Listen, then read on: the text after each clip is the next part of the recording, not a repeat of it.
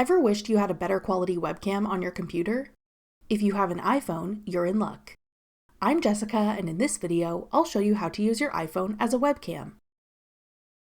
Now let's get started. To use your iPhone as a webcam with your Mac computer, first ensure both devices are logged into the same Apple ID account, and that both have Wi-Fi and Bluetooth enabled. Then open your iPhone settings. Select General. Then tap AirPlay and Continuity. Tap the switches labeled Handoff and Continuity Camera to turn these features on. On your Mac, open any app that uses a webcam, like FaceTime or another video calling app.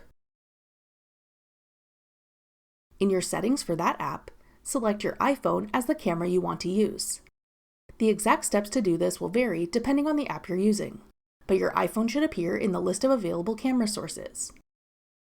You can then go ahead with your video call using your iPhone's camera as your webcam. That's all it takes to use your iPhone as a webcam. Want to control your iPhone using your Mac? Check out this tutorial next. Click the video on your screen now to watch. Thanks for watching.